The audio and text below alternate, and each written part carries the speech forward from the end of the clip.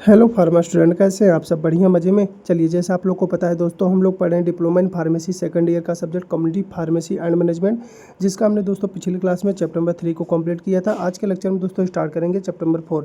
Chapter number 4 का दोस्तों पहला लेक्चर होने वाला है। कौन सा हमको टॉपिक पढ़ना है इस लेक्चर में हम देख लीजिएगा। जैसा आप लोग को पता है दोस्तों, हमारे चैप्टर का नाम है कम्युनिकेशन स्किल। जो हम पढ़ेंगे definition, type of communication skill, interaction with professional and patient, verbal communication skill, साथ में राइटन कम्युनिकेशन स्किल। और हमको पढ़ना है दोस्तों बॉडी लैंग्वेज के बारे में, साथ में पेशेंट इंटरव्यू टेक्निक के बारे में। बिना किसी देरी के दोस्तों चलिए चलते हैं अपने लेक्चर की तरफ। और ये क्या है? Communication skill. कम्युनिकेशन का मतलब होता है दोस्तों संचार या कौशल। कम्युनिकेशन का मतलब होता है संचार और स्किल का मतलब होता है दोस्तों कौशल। क्लियर? कम्युनिकेशन स्किल वो क्षमता है जिसमें एक व्यक्ति जो होता है अपनी आइडियाज़ को, अपनी इन्फॉर्मेशन को, अपने फीलिंग्स को, अपनी नॉलेज को किसी दूसरे व्यक्ति तक इफेक्टिवली तरीके से और साफ साफ पहुँचा दे। क्या क्या पहुंचाना है दोस्तों? अपनी आइडियाज़ को, अपनी इन्फॉर्मेशन को, अपनी फीलिंग्स को, अपनी नॉलेज को, इन सबको किसी व्यक्ति को साफ इफेक्टिवली तरीके से यानी सही मैनर में किसी दूसरे व्यक्ति तक पहुंचा देना। क्या पहुंचा देना है? इन विचार को, इन इन्फॉर्मेशन को, इन फीलिंग्स को। तो उसे ही दोस्तों क्या कहते हैं? कम्युनिकेशन स्किल कहते हैं। जैसे फार्मासिस्ट के लिए कम्युनिकेशन स्किल बहुत महत्वपूर्ण है। जो हमारे फार्मासिस्ट होते हैं दोस्तों, उनके लिए कम्युनिकेशन स्किल इंपॉर्टेंट क्यों है? क्योंकि वो पेशेंट, डॉक्टर और हेल्थ केयर प्रोफेशनल, जो हेल्थ केयर स्टाफ है, हेल्थ केयर प्रोफेशनल है, उनके साथ सही एंड प्रभावी का मतलब होता है इफेक्टिवली तरीके से बातचीत करते हैं, यानी सही तरीके से, प्रभावी तरीके से बातचीत करते हैं। इसलिए फार्मासिस्ट के लिए कम्युनिकेशन स्किल बहुत इंपॉर्टेंट हो जाती है। आगे बात करेंगे दोस्तों एलिमेंट ऑफ कम्युनिकेशन स्किल। इसके एलिमेंट की बात करें, यानी इसके अंदर क्या क्या इंक्लूड होता है, तो दोस्तों इसमें पहला होता है सेंडर। सेंडर को इनकोडर के नाम से भी जाना जाता है, या संदेश भेजने वाला या कोड करने वाला।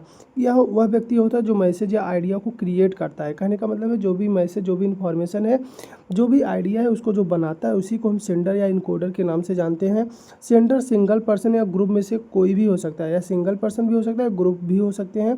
रोल की बात करें तो मैसेज को साफ सुथरा यानी क्लियरली एंड इफेक्टिवली तैयार करना किसका काम होता है दोस्तों? सेंडर या इनकोडर का काम होता है। आगे बात करेंगे दोस्तों, इसमें अगला एलिमेंट में क्या आता है? मैसेज। यह वह इन्फॉर्मेशन, आइडिया, फीलिंग्स होता है जिसे सेंडर रिसीवर के पास शेयर करता है। जो भी रिसीवर जो भी इन्फॉर्मेशन को गेन करता है, जो भी इन्फॉर्मेशन को लेता है, वह जो भी इन्फॉर्मेशन लिया जाता है वही क्या होता है? हमारा मैसेज यानी संदेश या जानकारी होता है। मैसेज क्लियर होना चाहिए, कॉन्साइज होना चाहिए और रेलेवेंट होना चाहिए। क्लियर? आगे बात करेंगे रिसीवर, यानी जो मैसेज को रिसीव करे या मैसेज को डिकोड करे, या लिसनर भी हो सकता है। वह व्यक्ति होता है जो मैसेज को रिसीव करता है। रिसीवर मैसेज को डिकोड करके समझता है। रोल इसका क्या है कि मैसेज को सही तरीके से समझना और इंटरप्रेट करना। क्लियर? अगला क्या है? Medium channel. अगला एलिमेंट क्या है दोस्तों? Medium channel. यह वह सोर्स या माध्यम होता है जो सेंडर को मैसेज रिसीवर तक पहुँचाने में मदद करता है। मीडियम की बात करें तो ओरल हो सकता है, राइटन मीडियम हो सकता है, इलेक्ट्रॉनिक डिजिटल मीडिया भी हो सकते हैं। इलेक्ट्रॉनिक डिजिटल मीडिया जैसे email, social media, phone calls, ये सब इलेक्ट्रॉनिक डिजिटल मीडिया के अंतर्गत आते हैं। अगला क्या? Feedback reply. फीडबैक रिप्लाई कौन देगा दोस्तों? जो रिसीवर होगा। कम्युनिकेशन का सबसे महत्वपूर्ण एलिमेंट होता है क्या? फीडबैक या रिप्लाई। या रिएक्शन या रिप्लाई जो रिसीवर देता है। कौन देता है? रिसीवर, यानी जिसने मैसेज को रिसीव किया है, जिसने मैसेज को समझा है, वह क्या करेगा? फिर एक फीडबैक देगा। फीडबैक ये कन्फर्म करता है कि रिसीवर ने मैसेज को समझ लिया है कि नहीं समझ लिया है। एग्जाम्पल के लिए, कोई अगर फार्मासिस्ट मान लीजिए पेशेंट को कोई इंस्ट्रक्शन नहीं समझाया और फिर वह पेशेंट से पूछा क्या आपको इंस्ट्रक्शन समझ में आए? अगर उसने बोला कि हाँ मुझे इंस्ट्रक्शन समझ में आए, तो उसका जो फीडबैक होगा क्या होगा दोस्तों? पॉजिटिव। अगर उसने बोला नहीं मुझे इंस्ट्रक्शन समझ में नहीं आए, तो उसका फीडबैक क्या हो जाएगा? निगेटिव हो जाएगा। Clear? Types of communication skill की बात करें तो कितने टाइप्स के होते हैं? तो इसमें जो हमारा पहला टाइप आ रहा है दोस्तों वर्बल कम्युनिकेशन। नाम से क्लियर हो रहा है वर्बल, यानी कहने का मतलब है मौखिक संचार, यानी जो मुँह से वर्ड के थ्रू बात किया जा सके, या स्पोकन वर्ड के माध्यम से इन्फॉर्मेशन का आदान प्रदान हो। जैसे जिस माध्यम से मैं आपसे बात कर रहा हूँ, यह क्या है? हमारा ये है स्पोकन वर्ड, मतलब कहने का मतलब है वर्बल कम्युनिकेशन के अंतर्गत आ रहा है। एग्जाम्पल की बात करें जैसे पेशेंट काउंसलिंग हो गया, गिविंग इंस्ट्रक्शन हो गया, talking to doctor, nurse, colleague, या किसी से भी बातचीत करना, ये सब क्या हो जाता है? वर्बल कम्युनिकेशन के अंतर्गत आता है। की पॉइंट की बात करें, अगर वर्बल कम्युनिकेशन होता है तो जो भी इन्फॉर्मेशन होता है क्लियर और सिंपल लैंग्वेज यूज करना होता है। टोन और वॉइस मॉड्यूलेटेड होना चाहिए। एक्टिव लिस्टिंग एंड फीडबैक देना इसमें इंपॉर्टेंट होता है। आपको मतलब ध्यानपूर्वक सुनना इसमें पड़ेगा। आगे बात करेंगे नॉन वर्बल कम्युनिकेशन, नाम से क्लियर हो रहा है, यानी इसमें हम क्या करेंगे, बोलेंगे नहीं, क्या करेंगे, इसमें body language, gesture, facial expression, eye contact के माध्यम से इन्फॉर्मेशन को देते हैं। जैसे हम आई से आँख से इशारा आपको करें कि आपको आने के लिए, आप अगर हमने पलक को डाउन की तरफ 2-3 बार हमने झुकाया तो उसका मतलब होता है आने के लिए। हमने आई कांटेक्ट आपके साथ बना के रखा है, इसका मतलब होता है ट्रस्ट बिल्ड करना। तो ये सब चीज़ें जो होता है दोस्तों नॉन वर्बल कम्युनिकेशन के अंतर्गत आता है। एग्जाम्पल की बात करें तो स्माइल या फ्रेंडली गेस्चर हो तो पेशेंट कंफर्ट होता है, नोडलिंग हो तो अंडरस्टैंडिंग से रिलेटेड होता है, आई कांटेक्ट से दोस्तों ट्रस्ट बिल्डिंग से रिलेटेड होता है। की पॉइंट की इसकी बात करें तो पॉजिटिव बॉडी लैंग्वेज रखना होता है, कन्फ्यूजन या फियर क्रिएट ना करें, नहीं तो इससे क्या हो जाएगा, इससे दिक्कत हो सकती है। अगला क्या है दोस्तों, राइट एंड कम्युनिकेशन, नाम से क्लियर हो रहा है। राइट एंड जिस माध्यम से आप PDF को देख रहे हैं, ये क्या है, इन्फॉर्मेशन को राइट एंड फॉर्म में देना, इसी कहते हैं राइट एंड कम्युनिकेशन। एग्जाम्पल के लिए प्रिस्क्रिप्शन राइटिंग हो सकता है, मेडिसिन लेबलिंग हो सकता है, पेशेंट इन्फॉर्मेशन लिफलेट हो सकते हैं, रिपोर्ट या डॉक्यूमेंटेशन हो सकता है। पेशेंट इन्फॉर्मेशन लिफलेट दोस्तों आपको यहाँ बता दें, जब कभी आप मार्केट से कोई दवा खरीद कर लाते हैं, देखते होंगे दवा के साथ उसमें एक पर्चा मिलता होगा, मतलब जो भी इंस्ट्रक्शन वाली होती हैं, जैसे कहने का मतलब जो बॉटल वाली दवाएं होती हैं, जो देखे होंगे बॉटल के साथ एक बॉक्स आता, बॉक्स में आती हैं, उसमें देखेंगे एक पर्चा निकलता है, कैसे कैसे दवा को यूज करना है, दवा को कैसे टीयर करना है, दवा को कैसे घोल के मिलाना है, वो सब चीज़ें वहाँ पे स्टेप बाय स्टेप इमेज के माध्यम से दी हुई होती हैं। उसी को दोस्तों पेशेंट इन्फॉर्मेशन लिफलेट कहते हैं। आगे बात करेंगे कि इसके की पॉइंट तो क्लियर एंड लीगेबल एक्यूरेट लिखा होना चाहिए, proper grammar and professional tone इसमें यूज होना चाहिए। अगला है विजुअल कम्युनिकेशन। विजुअल कम्युनिकेशन के नाम से क्लियर हो रहा है, दृश्य के माध्यम से, यानी देख के माध्यम से जैसे इन्फॉर्मेशन को इमेज, चार्ट या डायग्राम या पिक्टोग्राम के माध्यम से समझना। किसी भी इमेज को, चार्ट को, डायग्राम को, पिक्टोग्राम को आपको क्या से समझेंगे, आप उसे देख के समझेंगे क्योंकि उसमें लिखा तो नहीं होता है, तो इमेज के माध्यम से समझना क्या कहलाता है दोस्तों, विजुअल कम्युनिकेशन के अंतर्गत आता है।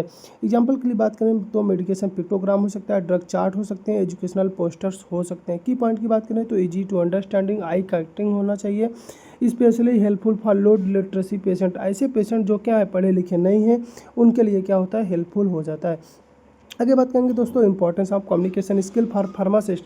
फार्मासिस्ट के लिए कम्युनिकेशन स्किल इंपॉर्टेंट क्यों है, तो फार्मासिस्ट के साथ ट्रस्ट एंड रिपोर्ट बिल्ड करना, यानी जो फार्मासिस्ट के साथ उसके साथ क्या है, ट्रस्ट को बिल्ड करना, साथ में prescription and medicine instruction correctly समझना, मेडिकेशन एरर और मिसअंडरस्टैंडिंग को कम करना, प्रोफेशनल इंटरेक्शन और टीम वर्क में मदद करना, साथ में effective patient counselling and health education को प्रमोट करने के लिए हम क्या करते हैं, फार्मासिस्ट के लिए कम्युनिकेशन का इंपॉर्टेंस देखते हैं। यानी कहने का मतलब है जो भी फार्मासिस्ट है इसके लिए ये सब चीज़ें इंपॉर्टेंस आती हैं। आगे बात करेंगे दोस्तों interaction with professional and patient. जो भी इंटरेक्शन होता है किसके साथ, प्रोफेशनल के साथ, पेशेंट के साथ, वो कैसे होता है। फार्मासिस्ट का कार्य केवल दवा को डिस्पेंस करना नहीं होता है, बल्कि हेल्थ केयर टीम और पेशेंट के साथ प्रभावी संवाद, यानी लगातार उससे क्या करेगा, बातचीत करेगा और उसका क्या करेगा, सहयोग भी करना होता है। इसमें फार्मासिस्ट को professional, ethical and friendly behaviour दिखाना होता है। जो भी फार्मासिस्ट है प्रोफेशनल, अपने काम के प्रति क्या हो, प्रोफेशनल हो, एथिकल हो, नैतिक हो, और साथ में फिर फ्रेंडली बिहेवियर, और क्या जो अपना बिहेवियर है वो क्या हो, अच्छा दिखाई दे। तो इसमें हम दो चीज़ें पढ़ेंगे, पहला interaction with health care professional. Interaction with health care professional के साथ पढ़ेंगे तो इसका ऑब्जेक्टिव क्या होगा कि हेल्थ जो भी ट्रीटमेंट की एक्यूरेसी, एफिकेसी को सुनिश्चित करने के लिए वो अपनी हेल्थ केयर टीम के साथ अच्छे से बात करें, प्रिस्क्रिप्शन एंड और मेडिसिन रिलेटेड क्वारी को क्लियर करें। जो भी प्रिस्क्रिप्शन है, मेडिसिन रिलेटेड जो भी समस्याएं हैं, क्वारीज हैं, उन्हें अच्छे से क्या करें, क्लियर करें। Multi disciplinary health care team के साथ कोलेबोरेशन करें। जो भी multi disciplinary health care team है उनके साथ क्या करें, उनके साथ कोलेबोरेट करें, उनके साथ बातचीत करें, जो भी समस्याएं हैं उसे दूर करने के लिए। ये हमारा क्या होता है, ऑब्जेक्टिव होता है किसी हेल्थ के प्रोफेशनल के साथ इंटरेक्शन करने का। कौन करेगा, हमारा pharmacist.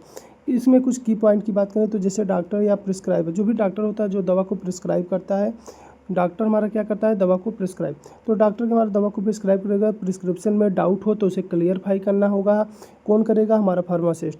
Drug interaction, contraindication, dose adjustment को डिस्कस करना, यानी किसी दवा के कारण किसी दवा से इंट्रैक्शन हो रहा है, किसी दवा को नहीं लेना चाहिए, किसी को कोई किडनी या लीवर डैमेज कोई समस्याएं हैं तो उसमें डोज को एडजस्टमेंट करना होगा। तो ये सब चीज़ों को क्या करेगा, फार्मासिस्ट डिस्कस करेगा। अगर उसका कम्युनिकेशन प्रोफेशनल के साथ अच्छा नहीं होगा होगा तो ये सब चीज़ें डिस्कस नहीं कर पाएगा, तो पेशेंट के लिए क्या हो जाएगा, हार्म हो जाएगा। नर्स एंड पैरामेडिकल स्टाफ के साथ भी इसका हो सकता है, जैसे correct administration storage of medicine को डिस्कस करना। जैसे जो नर्स होते हैं, जो पैरामेडिकल स्टाफ होते हैं, जो दवा को लगाते हैं इंजेक्शन के थ्रू, तो उनसे दवा को सही तरीके से लगाना, यानी कहने का मतलब जैसे दवा IM लगेगा, IV लगेगा, ये सब फार्मासिस्ट के साथ डिस्कस होगा। दवा को कैसे स्टोर करके रखना है वो फार्मासिस्ट के साथ डिस्कस होगा, फार्मासिस्ट उसे समझाएगा। क्योंकि फार्मासिस्ट को बोला जाता है ड्रग एक्सपर्ट, ड्रग के बारे में अच्छी नॉलेज रखने वाला, तो फार्मासिस्ट के बारे में इसकी अच्छी नॉलेज होती है, तो ये क्या करेगा, नर्स एंड पैरामेडिकल स्टाफ को इसके बारे में बताएगा, इसके बारे में अवेयर करेगा। पेशेंट मॉनिटरिंग और रिपोर्टिंग में कोऑर्डिनेट करेगा, जो भी पेशेंट है वो ठीक हो रहे हैं नहीं हो रहे, उनकी रिपोर्ट कैसी, इसमें भी वो क्या करता है, कोऑर्डिनेट करता है। अदर फार्मेसी एंड कलीग्स, जो अदर फार्मेसी हैं, दूसरे जो फार्मेसी स्टोर हैं, वहाँ पे जो करने का मतलब कलीग का मतलब जो हमारे साथ काम करते हैं दोस्तों, उन्हें हम कलीग कहते हैं। तो उनके साथ क्या करेगा, नॉलेज को शेयर करेगा, वर्कलोड को मैनेजमेंट करेगा, जिससे क्या हो, वर्कलोड कम हो जाए। Standard operating procedure and good pharmacy practice को भी फॉलो करेगा, जिसको हम आप लोग को पिछली क्लास में पढ़ा चुके हैं। Standard operating procedure and good pharmacy practice, इन सबको भी फॉलो करना होगा। आगे बात करेंगे प्रोफेशनल एटिक्वेट्स। प्रोफेशनल एटिक्वेट्स इसके क्या होंगे, जैसे रिस्पेक्टफुल टोन और पोलाइट लैंग्वेज में हमेशा बात करेगा, क्लियर साफ सुथरा, concise, accurate information, accurate communication करेगा, मतलब जो भी कम्युनिकेट है वो क्या करेगा, सही और क्लियर करेगा, साफ सुथरा करेगा। टाइमली रिस्पॉन्स, टाइम से रिस्पॉन्स करेगा। प्रोफेशनल के साथ बिहेवियर जो रखेगा अच्छा रखेगा। आगे बात करेंगे दोस्तों इंटरेक्शन विथ पेशेंट के साथ क्या इंटरेक्शन रखेगा, तो इसका ऑब्जेक्टिव क्या होगा, पेशेंट को मेडिसिन का सही और सेफ यूज को समझाना होगा। कौन समझाएगा, फार्मासिस्ट। दूसरा, मेडिकेशन एडहेरेंस एंड कॉम्प्लिकेशन को इम्प्रूव करेगा। जो मेडिकेशन एडहेरेंस है, मेडिकेशन एडहेरेंस का मतलब होता है दोस्तों मेडिसिन को सही समय पे मतलब सही तरीके से लेना, उसे कहते हैं मेडिकेशन एडहेरेंस। और कॉम्प्लिकेशंस मतलब होता है दोस्तों सुविधाजनक। तो मेडिकेशन सुविधाजनक को क्या करेगा, इम्प्रूव करेगा, किसके लिए, पेशेंट के लिए। पेशेंट एजुकेशन, पेशेंट को एजुकेट करेगा, उसे समझाएगा, उसे थोड़ा नॉलेज देगा। हेल्थ प्रमोशन, और जो उसका हेल्थ हो अच्छा हो जाए उसके लिए क्या करेगा, उसकी हेल्थ को प्रमोट करने के लिए उसे जो कुछ जानकारियाँ देगा। की पॉइंट किसकी बात करें तो पेशेंट काउंसलिंग में क्या करेगा, देखिए पेशेंट काउंसलिंग में डोज क्या लेना है, फ्रीक्वेंसी क्या लेना है, डोज की ड्यूरेशन, कितने समय तक आपको दवा को खाना है, रूट एडमिनिस्ट्रेशन, रूट क्लियरली बताएगा, किस माध्यम से आपको दवा को खाना है, ये सब अच्छे से क्या करेगा, फार्मासिस्ट पेशेंट को समझाएगा। साइड इफेक्ट को समझाएगा, प्रिकॉशन समझाएगा, यानी क्या क्या आपको प्रिकॉशन रखना है, यानी क्या क्या आपको बचाव रखना है। स्टोरेज इंस्ट्रक्शन, आपको दवा को कैसे स्टोर करके रखना, ये सब चीज़ें भी पेशेंट को समझाया जाता है फार्मासिस्ट के द्वारा। एक्टिव लिसनिंग, यानी जो भी पेशेंट की कंप्लेंट्स हैं, जो भी पेशेंट के जो भी दिक्कतें हैं, जो पेशेंट के डाउट हैं, उनको ध्यान से सुनना। कौन सुनेगा, फार्मासिस्ट सुनेगा। एम्पैथी एंड अंडरस्टैंडिंग दिखाना, उसके प्रति सहानुभूति दिखाना और उसके लिए क्या समझदारी दिखाना, यानी जो भी चीज़ें उसको प्रॉब्लम हो रही है, जो चीज़ें उसको कंप्लेंट कर रहा हो, जो चीज़ें उसको डाउट है, उसे क्लियर करना। अगला है clarity and simplicity, simple and understandable language use करना। ऐसी लैंग्वेज यूज करना जिससे क्या हो, पेशेंट को अच्छे से समझ में आए। ऐसा नहीं आप टेक्निकल लैंग्वेज यूज कर रहे हैं, आप गांव में फार्मेसी ओपन किए हैं और आप यूज कर रहे हैं टेक्निकल लैंग्वेज, तो उसको कुछ समझ में नहीं आ रहा है, तो ऐसा नहीं करना है। आपको टेक्निकल वर्ड को अवॉइड करना है जब तक पेशेंट को न समझ में आए, यानी पेशेंट न समझ पाए तो आपको क्या करना है, टेक्निकल वर्ड अवॉइड करना, टेक्निकल टर्म अवॉइड करने हैं। आपको simple and understandable language use करना जिससे पेशेंट को अच्छे से समझ में आए। प्राइवेसी एंड कॉन्फिडेंटली, पेशेंट की पर्सनल और मेडिकल इन्फॉर्मेशन को कॉन्फिडेंटल रखना है, यानी ऐसा ना हो कि पेशेंट का अगर कोई दवा चीज़ें किसी भी समस्या के लिए दवा लेने के लिए आया है तो आप उसकी जो समस्या है किसी दूसरे के साथ बात करके किसी दूसरे के साथ उस समस्याओं को ओपन करके उसका मजाक उड़ाएं, ऐसा चीज़ें आपको नहीं करना है। आगे बात करेंगे फॉलोअप गाइडेंस, जो भी गाइडेंस होती हैं, जो भी प्रॉपर फॉलोअप पेशेंट को गाइड करना है, यानी पेशेंट को अच्छे से उसको गाइड करने के लिए जो भी जानकारी है उसे देना है। ट्रीटमेंट आउटकम को एंड एडहेरेंस को मॉनिटर करना है, उसका ट्रीटमेंट अच्छे से हो रहा है, उसका इलाज अच्छे से हो रहा है कि नहीं हो रहा है, उसे आराम हो रहा है कि नहीं हो रहा है, तो ये सब चीज़ों को क्या करना होता है, गाइड करना होता है। क्लियर। अगला जो है हमारा क्या, वर्बल कम्युनिकेशन, दोस्तों इसको पढ़ेंगे नेक्स्ट लेक्चर में, तब तक के लिए आप इतना पढ़िए। हमने इस चैप्टर में दोस्तों 2 टॉपिक को कंप्लीट कर लिया है। पहला हमारा जो टॉपिक था definition and type of communication skill, दूसरा हमारा था interaction with professional and patient. Clear, इन दोनों टॉपिक को दोस्तों आज के लेक्चर में हमने कंप्लीट कर लिया। अभी तक अगर आपने दोस्तों चैनल को सब्सक्राइब नहीं किया है तो चैनल को सब्सक्राइब करिएगा, अपने फार्मा दोस्तों के साथ शेयर करिएगा। ठीक है, तब तक के लिए पढ़ते रहिए। Bye bye.